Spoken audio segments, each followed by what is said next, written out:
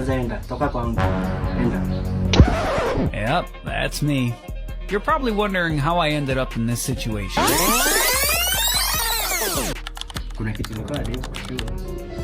Sasa nilikuwa nashinda najua you have been like crush for a long time. Halafu ndio mtu na nazotaka kuwa mtu wako.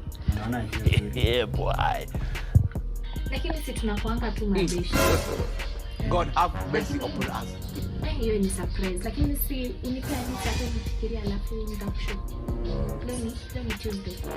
Nipe hadi Sasa nitakujibu vile tutafanya. sasa utanijibu. Sasa nitakujibu. Acha ningojee saa tu. Okay. Basi mimi nifikirie tena.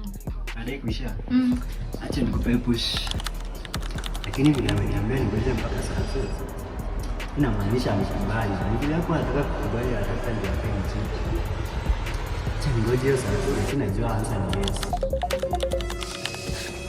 Sasa Becky. Poa sana.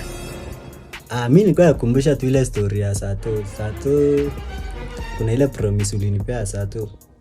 Nangoja tu Sato ifike. Si Sato ni kesho. Kesho unakuja. Nitakuja hivyo kesho saa nikimaliza kitu nitakuwa nafanya saa 8 hivi. Nitakuja saa 8.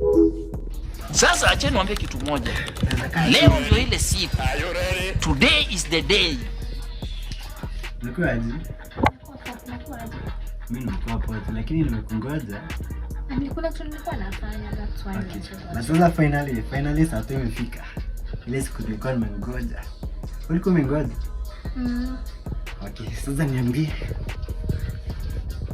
Sasa nitakuambia aje. Sasa uliniambia utanishow Sato. Sisi nilikuwa kwa nitaka nikudisappoint. Like sisi ni mabesti tu. Haiwezi alafu niko na mtu. Jesus. Pole lakini wewe ni kama big brother wangu. Kama ulikuwa unajua hiyo watu mbona ulikuwa unakuja? Sasa kama ulikuwa unajua iwezi, si hata ungenishow tu ile siku, mbona nikae na expectations mingi hivyo wiki yote? Nasenisha kuambia. Heri hata ungenishow ile siku ya kwanza tu kuliko uniweke hiyo yote. Eti mimi nikaa big brother yako, mimi hata zinanga sister mimi. Wewe huwezi kuwa sister yangu mimi. Kwanza enda hapa kwangu. Toka!